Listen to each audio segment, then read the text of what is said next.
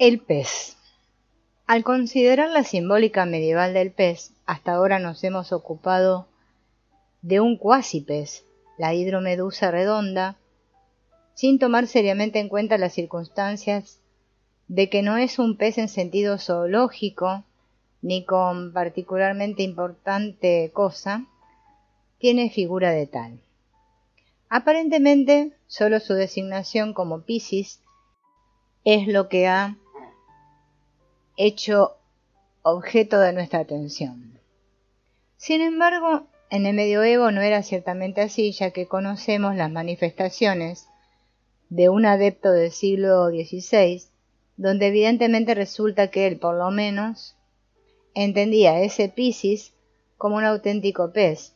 Al enumerar los diversos sinónimos de la tintura, menciona lo siguiente.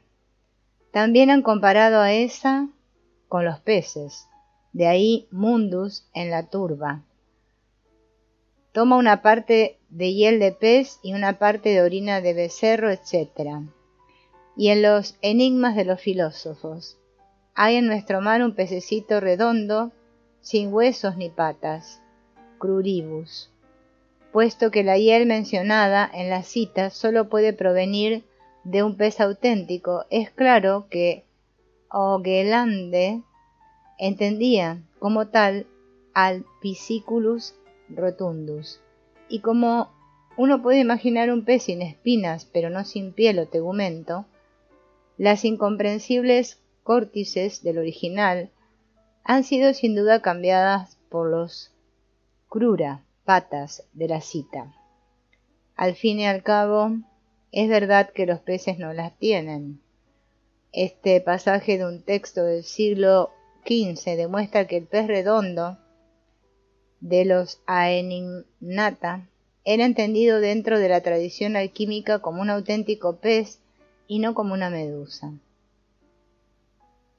Entre los ciránidos se describe un extraño pez redondo y transparente, el pez cinedio, que viviría en el mar cerca de las costas de Siria, Palestina y Libia, y sería un Pisciculus rotundus, de un tamaño de 6 dedos.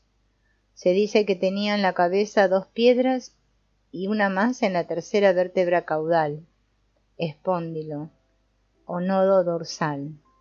Esta última piedra era particularmente poderosa y se usaba para hechizos de amor. El pez cinedio era prácticamente desconocido por su gran escasez. Se lo llamaba también opsiano, que se interpretaba como cerotinus, tardío, sea en llegar, sea en crecer, y como tardus, tardo, lento. Pertenecía a Saturno. Esta piedra, en verdad, es gémina o doble. La una es oscura y negra, mientras que la otra es negra en verdad pero transparente, y esplendente como un espejo. Esta es la que muchos buscan sin conocerla, pues es la piedra del dragón. De esta confusa descripción solo puede concluirse con seguridad que ha de tratarse de un vertebrado y por lo tanto presumiblemente de un auténtico pez. No es nada claro cómo se justifica el atributo de redondo, que ese pez constituye fundamentalmente un mitologema, resulta evidente por el hecho de que es portador de la piedra del dragón. Esta era conocida por Plinio y también por la alquimia medieval, que la denominaba draconites, dracontias o drachares. Era la gema que se conquistaba seccionando la cabeza al dragón dormido. Solo llegaba a ser verdaderamente gema si quedaba encerrado en ella un fragmento, por así decirlo, del alma del dragón. La invidia animalis mori se sentientis, el odio del animal al sentirse morir. Era de color blanco y constituía un poderoso alexifármaco. No habiendo ya dragones, tales draconitas se encontrarían en la cabeza de serpientes acuáticas. Rulandus afirma haber visto tales piedras de color negro o azul. La piedra cinedia posee doble naturaleza, la cual, como el texto lo demuestra, no está del todo clara. Uno casi podría sospechar que tal dualidad consistiría originalmente en la existencia de una variedad blanca y otra negra, y que un copista, al toparse con la contradicción, interpoló un niger quidem. Pero Rulandus pone sin más en primer plano el color blanco. La asignación a Saturno podría arrojar una luz esclarecedora sobre esta cuestión. Saturno astrológicamente, la estrella del Sol, es negro en su interpretación alquímica, inclusive se lo designa como Sol níger y como sustancia arcana. Tiene doble naturaleza, es por fuerza negro como el plomo, pero por dentro es blanco. Johannes Gracieux cita la doctrina del monje agustino de Genardo acerca del plomo. El plomo de los filósofos, plomo del aire, contiene en sí la espléndida columba alba, designada como sal de los metales. Blaise de Vigenere asegura que es posible transmutar el plomo en jacinto, y éste nuevamente en plomo. El mercurio, se dice Milius, proviene del corazón de Saturno, y es Saturno mismo, estando empero el claro brillo plateado del mercurio en oposición a lo negro del plomo. El agua clara que emana de la planta dicha Saturnia es, según George Ripley, el agua más perfecta y la sangre del mundo. La antigüedad de esta idea se ve por la observación de Hipólito, de que Cronos, o sea Saturno, se concebía como una fuerza del color del agua que todo lo destruye. Ponderando todas las circunstancias, la doble naturaleza de la piedra cinedia podría significar a la vez una oposición y la unificación de la misma, que es precisamente lo que comunica al lapis philosophorum su particular sentido como símbolo unitivo, y con ello su fuerza mágica o divina. Así, nuestra draconita tiene también extraordinaria fuerza mágica. Se dice que es un lapis potentissimus valde, que la hace apropiada como magia erótica. El hechizo mágico significa una compulsión que se impone contra la conciencia y la voluntad consciente de la víctima. O sea que en el hechizado aparece una determinación volitiva ajena a él, más fuerte que su yo. Un efecto semejante, psicológicamente comprobable, lo tienen solo contenidos inconscientes, que precisamente por su violencia compulsiva manifiestan su pertenencia o dependencia con respecto a la totalidad del ser humano, es decir, al sí mismo con sus determinaciones kármicas. Ya hemos visto que el símbolo alquímico del pez apunta, en última instancia, a un arquetipo del orden de magnitud del sí mismo. Entonces, ya no puede asombrarnos ver que el principio fundamental de pobre apariencia externa válido para el plomo y para la piedra filosofal es el mismo que se aplica a Cristo. Lo mismo que hay que decir del lapis philosophorum. Lo enuncia, por ejemplo, acerca de Cristo Efrem el Sirio.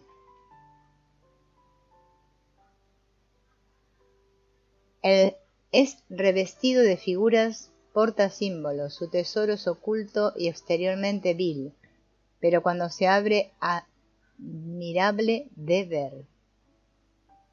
En un tratado del siglo XVII, de autor francés anónimo, el pez redondo, ese extraño y ambiguo animal, queda finalmente como un vertebrado zoológicamente determinable. La rémora común, del orden de los acantopterigios, caracterizada porque, en lugar de la parte espinosa de la aleta dorsal, ha desarrollado en la parte cefálica y cervical un disco alargado, que pretende por succión, por medio de éste, se adhiere a peces mayores o al casco de los barcos, haciéndose transportar por ellos. He aquí el texto referente a este pez. Si tienes verdadero conocimiento de la singular materia, de la piedra, de ésta extraerás el mercurio de los sabios, la tierra virgen de los sabios, la preciosa sal de la naturaleza, el agua viva e inagotable de los hijos de los sabios, y con ella prepararás el oro o el azufre metálico y compondrás el raro secretismo, inextinguible fuego de los mismos.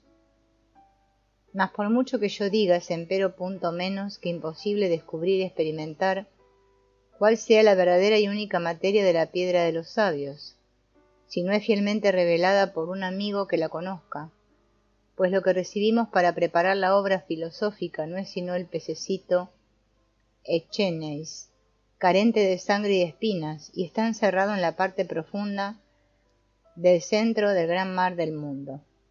Este pececito es harto pequeño, solo y único en su forma, por lo cual es imposible cogerlo para aquellos que ignoran en qué parte del mundo habitan. Créeme que quien, como dice Teofrasto, no es experto en el arte de hacer bajar la luna del firmamento y traerla sobre la tierra, y convertirla en agua y mudarla en tierra después, nunca habrá de hallar la materia de la piedra de los sabios, pues no es más difícil hacer lo uno que descubrir lo otro.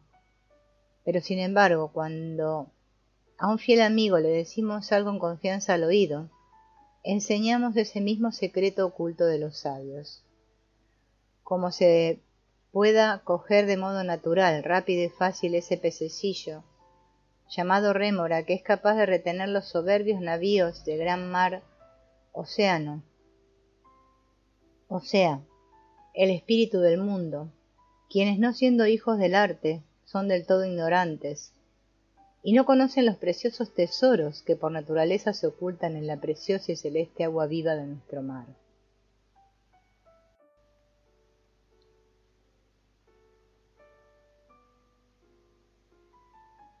Pero para transmitirle la clara luz de nuestra única materia o de nuestra tierra virgen y enseñarte el arte supremo de los hijos de la sabiduría, es decir, cómo puedes adquirir aquella, es menester que antes te instruyas sobre el magneto de los sabios, que tiene el poder de atraer desde el centro y profundidad de nuestro mar al pececillo dicho rémora, el cual, si se lo coge según natura, se convierte naturalmente primero en agua y después en tierra, la cual, preparada del modo debido según el arte secreto de los sabios, tiene el poder de disolver todos los cuerpos fijos y hacerlos volátiles y purgar todos los cuerpos emponzoñados.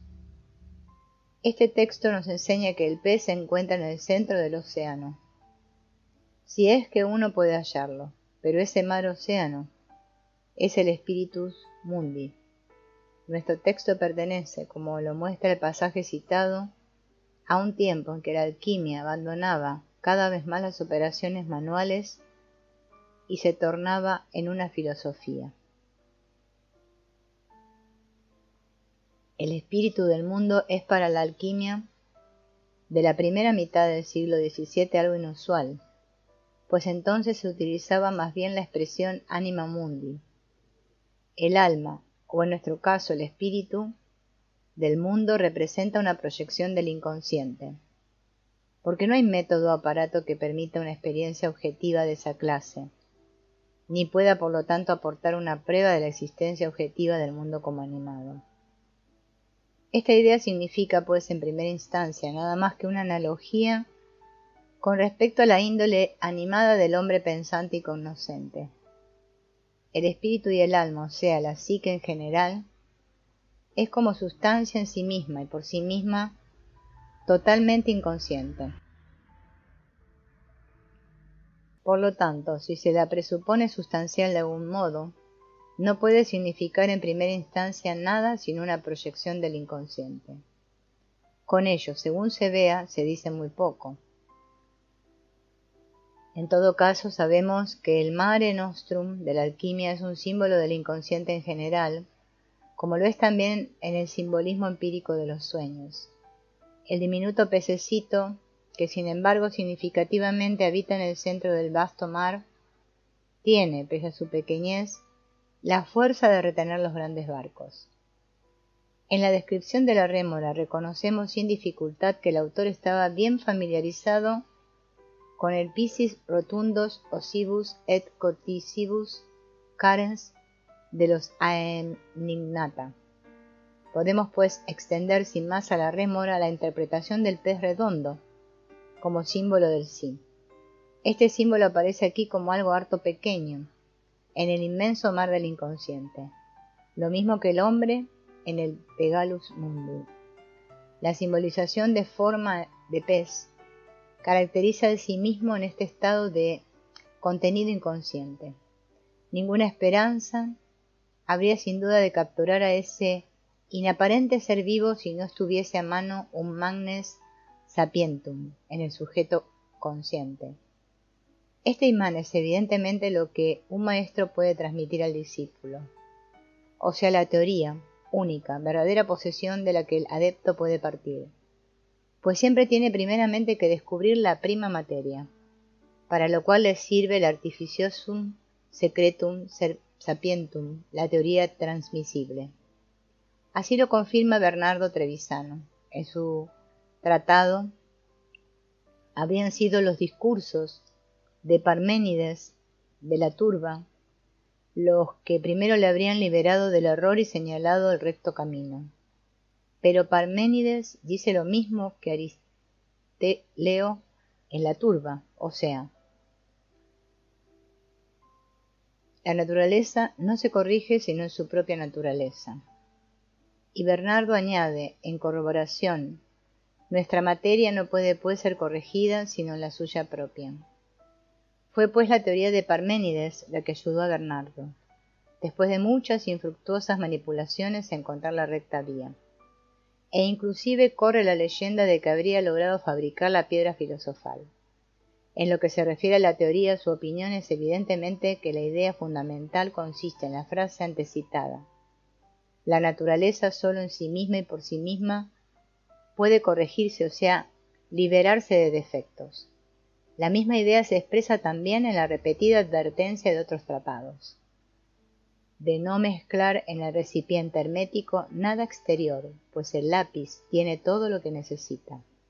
No es precisamente verosímil que los alquimistas supiesen siempre lo que escribían, si no, hubiesen debido verdaderamente volver sobre sus enormidades, de lo cual no hay rastro alguno en su literatura.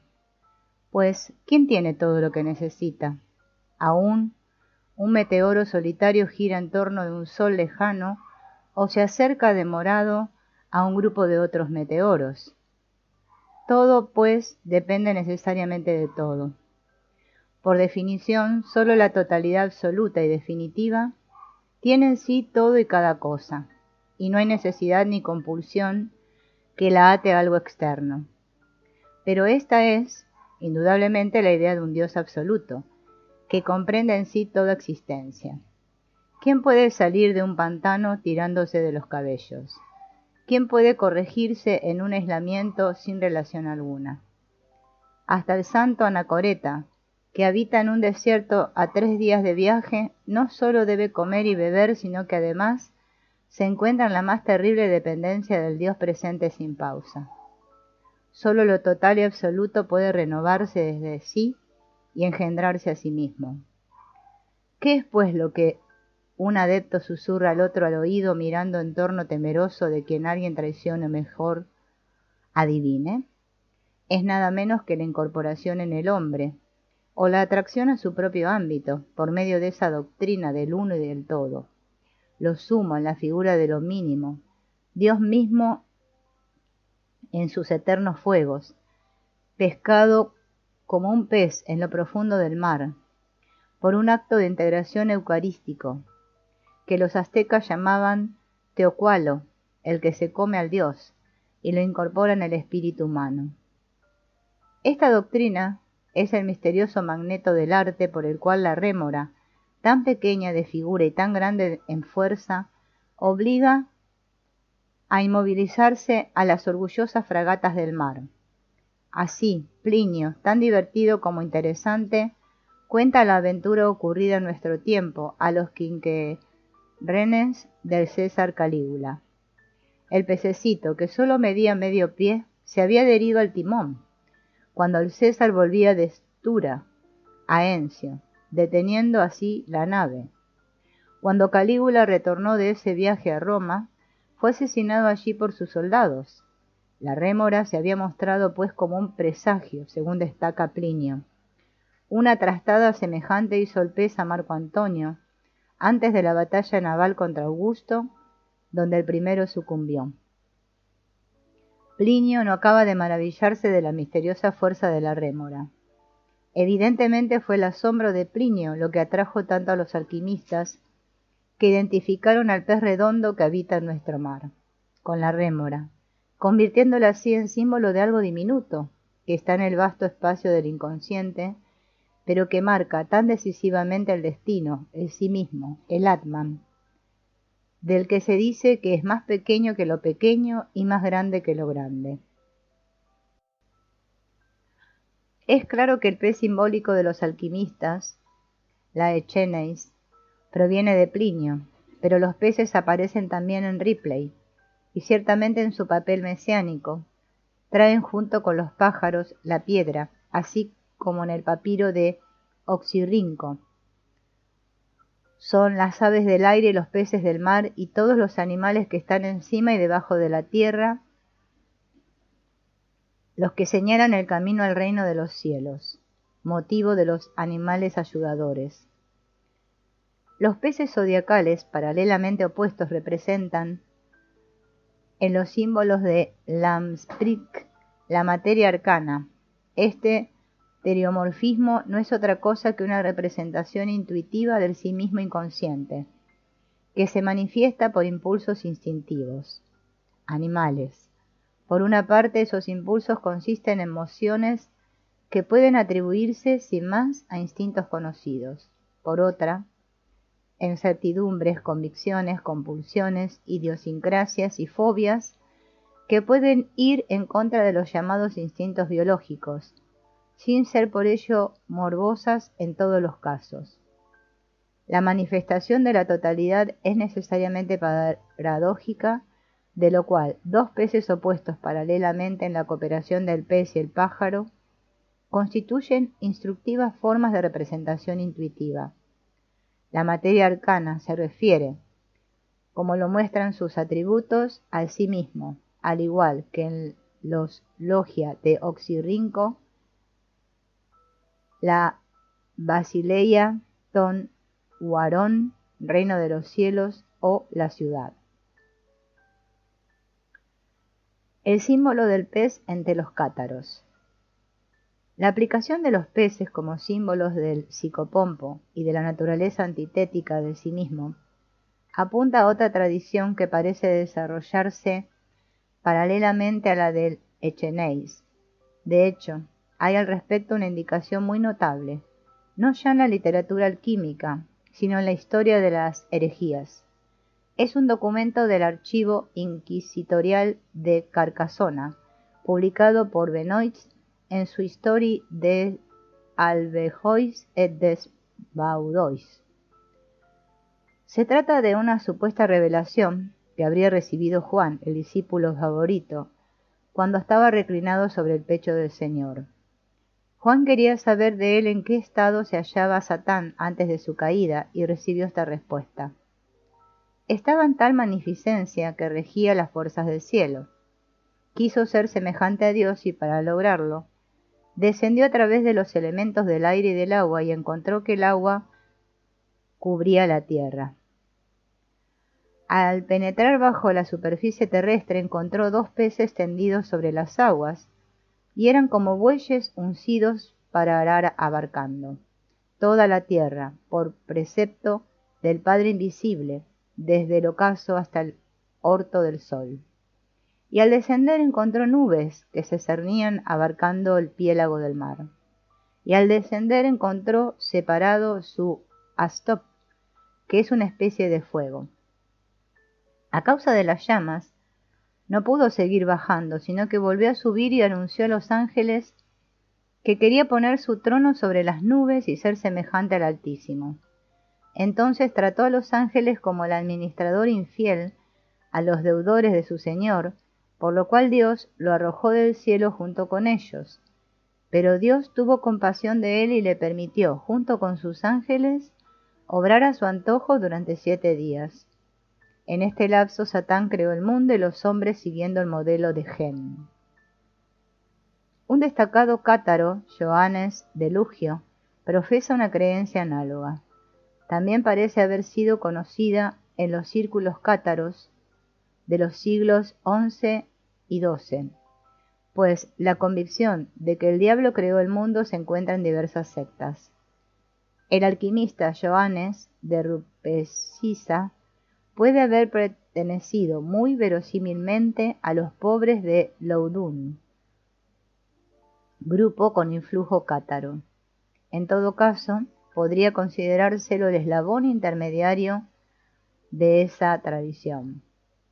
En cuanto a nuestro texto, llama la atención ante todo que contenga el término antiguo búlgaro osop, es decir, osop, que Karl Mayer, en su diccionario paleoslavo, traduce por el griego kataidian, en particular aparte. Osoba significa en ruso, polaco y checo individuo, personalidad. Por lo tanto, sutun, osop, puede traducirse por lo suyo peculiar, que es naturalmente el fuego. La imagen de los peces tendidos en el agua y la comparación con bueyes de labranza resultan extrañas y requieren alguna explicación. Para ello debo recordar ante todo la interpretación agustiana de los 2 peces de la comida milagrosa. Representan para él las personas o poderes sacerdotal y real que permanecen a través de las turbulencias de los pueblos, como los peces a través de las tormentas marinas. Ambos poderes se unen en Cristo, que es Rey y sacerdote. Aunque el par de peces del texto cátaro seguramente no refiere a los de la comida milagrosa, la interpretación agustiniana nos enseña algo esencial para el pensamiento de la época. Los peces se conciben como poderes regentes. Ahora bien, ya que el texto en cuestión es indudablemente herético, y en particular constituye un documento bogomilo, está excluida una referencia unitaria de ambos peces a Cristo. Quizá podría conjeturarse simbolizan 2 distintas personas o poderes premundanos, que según el sentido de esa herejía serían los 2 hijos de Dios, Satanael el mayor y Cristo el menor. Ya Epifanio informa en la 30ª herejía de su Panarium que los ebionitas habrían supuesto una doble filiación divina, pero afirman, 2 han sido formados por Dios, el uno Cristo, el otro el diablo. Esta doctrina debió tener evidentemente amplia difusión en el cercano Oriente, pues la enseñanza bogomila sobre Satanael como demiurgo surgió entre los paulicianos y euquitas de esta zona. Nuestro documento no es sino una versión latina de un informe contenido en la Panoplia de Eutinio Cigadeno, que a su vez se remonta a la profesión de fe formulada en 1111 ante el emperador Alejo, con Neno por el obispo Bogomilo Basilio.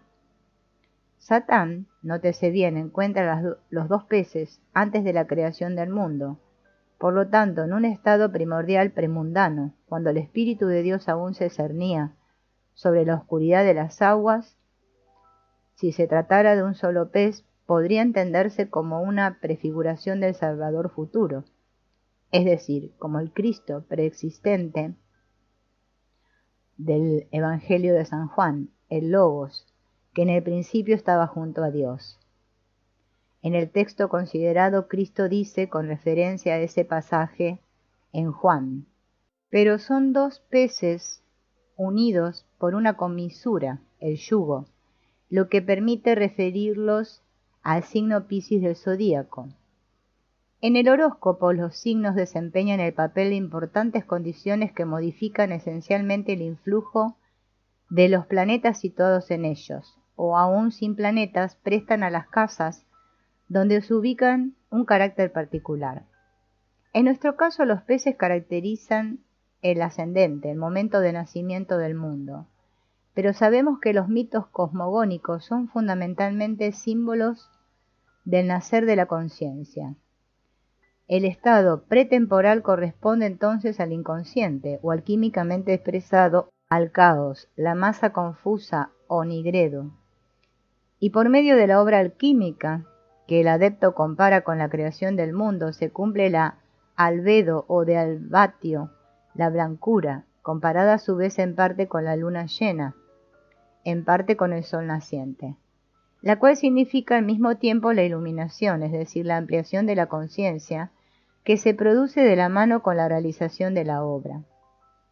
En formulación psicológica, pues los dos peces que Satán encuentra en el agua primordial caracterizarían al recién nacido mundo de la conciencia. La comparación de ambos peces con una yunta de bueyes uncida para arar merece especial atención. Los bueyes representan la fuerza impulsora del arado. Análogamente, los peces significan, por lo tanto, las fuerzas impulsoras del mundo por venir, o sea, el futuro estado de conciencia. El arado es desde antiguo un signo de la dominación de la tierra, donde el hombre ara, ha arrebatado al estado primordial y hecho útil para sí un trozo de terreno. Esto significa, pues, los peces regirán este mundo y lo someterán en sí, en cuanto ellos astrológicamente actúan a través del hombre y forman su estado de conciencia. Cosa notable, el arado no se origina, como todo lo demás, en Oriente, sino en Occidente. Este motivo vuelve a encontrarse en la alquimia. Ahora bien, sabe que tu comienzo ha de ser poniente, de donde has de volverte hacia medianoche. Ahí mismo perderán las luces enteramente su resplandor, y han de permanecer 90 noches en oscuro fuego, de purgatorio sin luz. Entonces has de dirigir tu curso hacia oriente. Allá vendrás a través de muchos colores. La obra alquímica comienza precisamente con el descenso a la tiniebla, nigredo, o sea, al inconsciente. El arar, o sea, la toma de posesión de la tierra, ocurre patris praecepto, por orden del Padre. Dios pues no solo ha previsto, sino también dispuesto la enantiodromía que comenzó en el año 1000. El mes platónico de Piscis ha de ser regido por dos principios. Los peces, como los bueyes, aparecen aquí paralelos, o sea, dirigidos a la misma meta, aunque el uno es Cristo y el otro es el anticristo. Más o menos así debemos concebir el razonamiento de la Alta Edad Media. No sé si esta argumentación ha sido entonces formulada conscientemente alguna vez. En todo caso habría sido posible, pues la antes mencionada profecía talmúdica para el año 530 después de Cristo permite suponer por una parte un cálculo astronómico y por otra una alusión astrológica acerca del signo Piscis, tan favorecido por los maestros judíos. Pero al contrario, está también la posibilidad de que no se trate de una referencia consciente a representaciones astrológicas, sino más bien de una producción del inconsciente. Que éste se halla perfectamente en condiciones de hacer reflexiones, así se ha ido comprobando a satisfacción por la experiencia de los sueños y por el análisis de consejos y mitos. La imagen de los peces pertenece como tal al caudal consciente de la época y pudo de modo inconsciente expresar simbólicamente ese significado. Por ese entonces, el siglo XI, los astrólogos judíos comenzaron a calcular que el nacimiento del Mesías se produciría bajo Piscis, y Joaquín de Fiore daba neta expresión al sentimiento general de que había irrumpido una nueva era. El texto de nuestra revelación de Juan difícilmente puede ser anterior ni tampoco muy posterior al siglo XI. Con el comienzo de este siglo, en efecto, o sea, astrológicamente, en la mitad de León de Piscis, brotaron por doquier herejías como hongos y característicamente apareció a la vez la contraparte de Cristo, el segundo pez, o sea, el diablo, como Demburgo. Desde el punto de vista histórico, esta idea representa una especie de renacimiento gnóstico, en cuanto que el Demiurgo del gnosticismo era un ente negativo, sino maligno, del cual procedían todos los males. En el fenómeno considerado es significativa su sincronicidad, es decir, el punto temporal astrológico en que se produjo. No es sorprendente que ideas cátaras hayan penetrado en la alquimia. Sin embargo, no conozco ningún texto que testimonie la transmisión a la alquimia del símbolo cátaro del pez, ni permita por lo tanto derivar de este el pez que en los símbolos de Lamspring corresponde a la materia arcana, con su antinomia interna. El símbolo de Lamspring no puede ser anterior sin duda a fines del siglo XVI y constituye una revitalización del arquetipo. Representa dos peces paralelamente opuestos nadando en el mar, que se interpreta como el aqua permanens, el mare nostrem, la materia arcana, y se los designa como espíritus y ánima, o el ciervo y el unicornio, o los dos lobos, o perro y lobo, o dos pájaros que luchan entre sí, aludiéndose con ello a la doble naturaleza del mercurio. Mis reflexiones, que reposan sobre cierto conocimiento del pensamiento simbólico medieval, son acertadas, encontramos aquí una considerable confirmación de las interpretaciones que he desarrollado antes. En efecto, con el año 1000 se inicia otro mundo, que se manifiesta primeramente en notables movimientos religiosos, como lo de los bogomilos, cátaros, albiginenses, valdenses, pobres de espíritu, hermanos del libre espíritu, beguinas, vegardos, etc., y en la religión neumática de un Joaquín de Fiore. A esos movimientos pertenecen también el impulso ascendente de la alquimia, y no en último término del protestantismo, de la ilustración y de las ciencias naturales, con esa progresión hacia lo verdaderamente diabólico que está viviendo nuestra época, a la vez que la volatilización del cristianismo frente al racionalismo, el intelectualismo, el materialismo y el realismo. Quisiera mostrar con un ejemplo concreto cómo el símbolo de los peces brota del inconsciente de modo autóctono. Se trata del caso de una joven que siempre tenía sueños desusadamente vivaces y plásticos. Se encontraba bajo el influjo de las concepciones materialistas de su padre, que vivía en matrimonio no precisamente feliz. La joven se aisló de ese entorno ingrato para ella, construyéndose una intensa vida interior, ya desde la infancia en que había sustituido a sus padres por dos árboles del jardín. Entre los 16 y los 17 años tuvo un sueño en que el buen Dios le prometía un pez de oro. Desde entonces soñó bastante frecuentemente con peces. Más tarde, algún tiempo antes de ponerse en tratamiento psicológico a causa de sus múltiples problemas, tuvo el sueño siguiente. Estaba a la orilla del Lumat y miraba abajo las aguas. Un hombre arrojaba al río una moneda de oro, entonces el agua se hace transparente y se ve hasta el fondo. Allí hay un banco de coral y una cantidad de peces. Entre ellos algunos tienen vientres de resplandor de plata y lomos dorados. Durante el tratamiento soñó lo que sigue. Vengo a la orilla de un río de ancha corriente, al comienzo no veo mucho, solo agua, tierra y rocas. Arrojo al agua las hojas con mis notas, sintiendo que con ello devuelvo algo a la corriente. Inmediatamente recibo una caña de pescar. Me siento con ella en un peñasco y estoy pescando. Sigo sin ver nada más que agua, tierra y rocas, pero de pronto pica un gran pez. Es plateado por el vientre y dorado por el lomo. Al traerlo a tierra, el paisaje se anima, la roca se destaca como el más antiguo suelo de la tierra, crecen pastos y flores y el matorral se dilata en bosque. Se levanta un viento que pone en movimiento todo. Estoy sentada con una ansia indecible, pero callada e inmóvil. Entonces de pronto, por el lado de atrás, oigo la voz del señor X. El señor X es un hombre de edad que ella solo conocía de oídas por un retrato, pero que le parecía una autoridad. Él dice en voz baja pero decidida: al que es paciente en el ámbito más íntimo le tocará el pez, el alimento de la profundidad.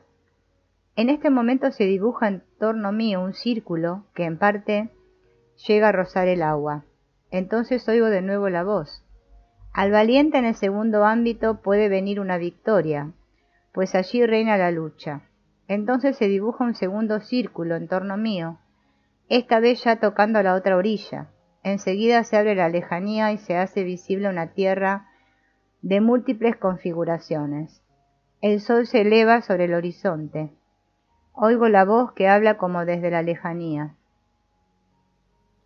El tercero y el cuarto ámbito proceden, igualmente acrecentados de los anteriores, pero el cuarto. Aquí la voz interrumpió un momento, como reflexionando. El cuarto ámbito se junta con el primero, es a la vez el más alto y el más bajo, pues lo más alto y lo más bajo coinciden. Son en el fondo uno.